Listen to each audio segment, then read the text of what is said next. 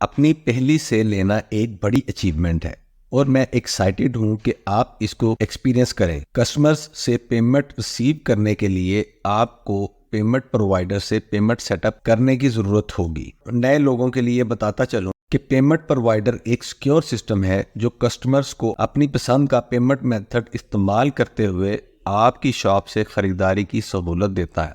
चलें देखते हैं कि स्टोर पे पेमेंट्स को कैसे सेटअप किया जा सकता है। अस्सलाम वालेकुम, मैं हूं राव ताहिर और आप देख रहे हैं ई स्किल डेस्क। अपने स्टोर पे पेमेंट सेटअप करने के लिए स्टोर एडमिन पेज से सेटिंग पे जाना है। उसके बाद आप पेमेंट प्रोवाइडर को सिलेक्ट करें। पेमेंट सेटअप में आप पेमेंट्स के लिए जो भी तरीका इस्तेमाल करेंगे, इससे आपके कस्टमर्स चेकआउट के वक्त आपके बताए हुए तरीकों से आपको पेमेंट ट्रांसफर कर सकते हैं और इनमें शॉपिफाई पेमेंट्स एक आसान और पसंदीदा तरीका है अपने कस्टमर्स से पेमेंट रिसीव करने के लिए। इससे थर्ड पार्टी पेमेंट प्रोवाइडर को सेटअप करने में आसानी होती है और रिटर्निंग कस्टमर के लिए चेकआउट पेज को फास्ट करता है। आप एक ही वक्त में शॉपिफाई पेमेंट मेथड के साथ कोई और पेमेंट प्रोवाइडर जैसा कि पेपाल वगैरह को भी इस्तेमाल कर सकते हैं। इससे आपके कस्टमर्स को पेमेंट्स की अदायगी के मामले में सहूलत मिलती है, क्योंकि आप अपने कस्टमर्स को अपने स्टोर पे पेमेंट की अदायगी के लिए ज्यादा चॉइसेस फराहम कर रहे हैं। अगर क्लाइंट को आपके स्टोर पे अपनी मर्जी का पेमेंट मेथड मिल रहा है तो चांसेस हैं कि आपकी सेल में नुमाया इजाफा हो। कस्टमर के पसंदीदा पेमेंट मेथड का मतलब आपके स्टोर पे ट्रस्ट और कन्वर्जन में इजाफा। चलें फिर पेमेंट सेटअप को देखते हैं। कंप्लीट अकाउंट सेटअप पे क्लिक करें, अपनी बिजनेस डिटेल्स और पर्सनल डिटेल्स प्रोवाइड करें। इसके बाद अपनी प्रोडक्ट या सर्विसेज की डिटेल्स लिखें।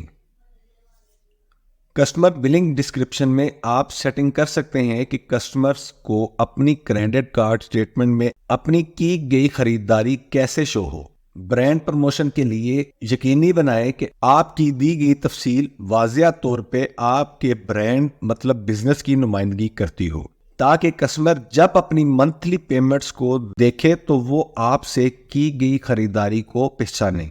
अभी हम बैंकिंग डिटेल्स को देखते हैं। इससे पहले कि हम आगे बढ़ें, मैं आपसे कहना चाहूंगा कि हो सके तो अपने बिजनेस बैंक अकाउंट को अपने पर्सनल बैंक अकाउंट से अलग रखें। इससे आप अपने कारोबार में होने वाली कमाई, अखराजात और बाकी डिटेल्स को अच्छे से समझ सकते हैं और ज़रूरत पड़ने पे मैनेज भी कर सकते हैं। अगर आपके पास अभी एक ही बैंक अकाउंट है तो कोई बात नहीं, अभी के लिए यही इस्तेमाल करें, फिर कभी आप इसे चेंज कर सकते हैं। आप ये माइंड में रखें कि जो अकाउंट आप यहाँ देंगे उस अकाउंट में आप कस्टमर से आने वाली पेमेंट्स को रिसीव कर सकते हैं। यहाँ नीचे आपको टर्म्स एंड कंडीशन का ऑप्शन मिल रहा है, इसे रीड करने के बाद आप सेव कर लें। अपने स्टोर पे शॉपिफाई पेमेंट्स को लगाने का एक फायदा ये है कि आप मल्टीपल करेंसीज में काम कर सकते हैं। इससे फर्क नहीं पड़ता कि आपका क्लाइंट यूएसए से है या फिर यूरोप से है। मैं आपको बताता हूँ कि इसे कैसे मैनेज करना है। मैनेज पे क्लिक करें, यहाँ आप पेमेंट ऑप्शन देख रहे हैं। यहाँ पे आपने वो पेमेंट ऑप्शन चॉइस करनी है जो आप चाहते हैं कि जिस तरीके से कस्टमर्स आपको पेमेंट करे, और यहाँ आप मैक्सिमम या सारे ऑप्शंस को सिलेक्ट करेंगे ताकि कस्टमर्स के पास पेमेंट करने के लिए ज्यादा चॉइसेस हो। अभी हम करेंसीज की तरफ चलते हैं। लोग पसंद करते हैं कि अपनी लोकल करेंसी में शॉपिंग करना, क्योंकि ऐसे कस्टमर्स के लिए समझने में आसानी होती है कि वो आपकी प्रोडक्ट के लिए कितनी पेमेंट अदा कर रहे हैं। यहाँ पे शॉपिफाई पेमेंट्स आपको इस काबिल बनाता है कि आप अपने क्लाइंट से उसकी लोकल करेंसी में पेमेंट्स रिसीव करें। जब आप कोई भी करेंसी सिलेक्ट करते हैं तो फॉरेन एक्सचेंज रेट पे आपकी प्रोडक्ट प्राइसेस ऑटोमेटिकली कन्वर्ट हो जाती हैं मतलूबा करेंसी में। यहाँ मैं कहना चाहूंगा कि आप वही करेंसी सिलेक्ट करें जिस करेंसी में आप सेल करना चाह रहे हैं।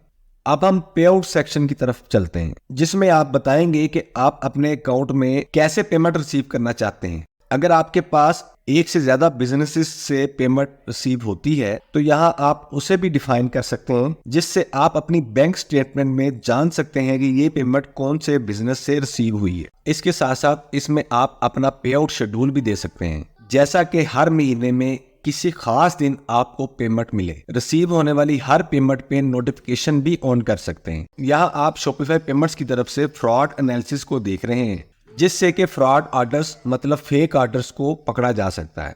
इसमें दो किस्म के फ्रॉड फिल्टर्स ऐड किए गए हैं जिन्हें आप इस्तेमाल करते हुए फ्रॉड ऑर्डर्स या फेक ऑर्डर्स से बच सकते हैं। एक तो है एड्रेस वेरिफिकेशन सिस्टम मतलब AVS और दूसरा है कार्ड वेरिफिकेशन सिस्टम मतलब CVV। लेकिन फ्रॉड आपको बिजनेस करने से रोक नहीं सकता, क्योंकि ई कॉमर्स बिजनेस करने के लिए Shopify one of the safest place है। शॉपिफाई पे मैनुअली फ्रॉड एनालिसिस टूल के साथ मशीन लर्निंग एल्गोरिदम भी है जो कि पेमेंट्स को स्टडी करते हुए किसी भी फ्रॉड एक्टिविटी को रोकने के लिए बनाया गया है।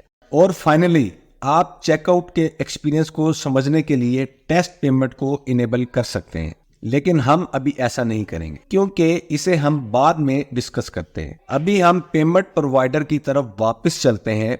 पेपाल शॉपिफाई के डिफॉल्ट पेमेंट प्रोवाइडर्स में से एक है क्योंकि ये ट्रस्टेड है, इसे बहुत लोग यूज करते हैं और सबसे बढ़कर कि ये सिक्योर है। अपनी लोकेशन के मुताबिक जब आप अपने स्टोर पे साइन इन करते हैं तो आपके दिए गए ईमेल पे पेपाल की तरफ से एक्सप्रेस चेकआउट अकाउंट फराहम किया जाएगा जिसे आप शॉपिफाई अकाउंट पे साइन अप करने के लिए इस्तेमाल करेंगे। आप जहन में रखें कि ये करेंसी पे नहीं बल्कि कंट्री बेस होता है। जब आप पेपाल को इस्तेमाल करते हुए अपनी फर्स्ट सेल ले लेते हैं तो पेपाल बिजनेस अकाउंट सेटअप करने के लिए आपको एक ईमेल रिसीव होती है। अगर आप शॉपिफाई पेमेंट्स को प्राइमरी पेमेंट प्रोवाइडर के तौर पे चॉइस करते हैं तो इस सूरत में पेपाल ट्रांजैक्शंस के लिए कोई एडिशनल ट्रांजैक्शन फीस चार्ज नहीं की जाएगी। अगर आप अपने कस्टमर्स के लिए कोई और पेमेंट प्रोवाइडर को चॉइस करना चाहें तो पेपाल को डीएक्टिवेट भी कर सकते हैं। और अगर आप अपने स्टोर पे शॉपिफाई पेमेंट्स को एक्टिवेट नहीं करना चाहते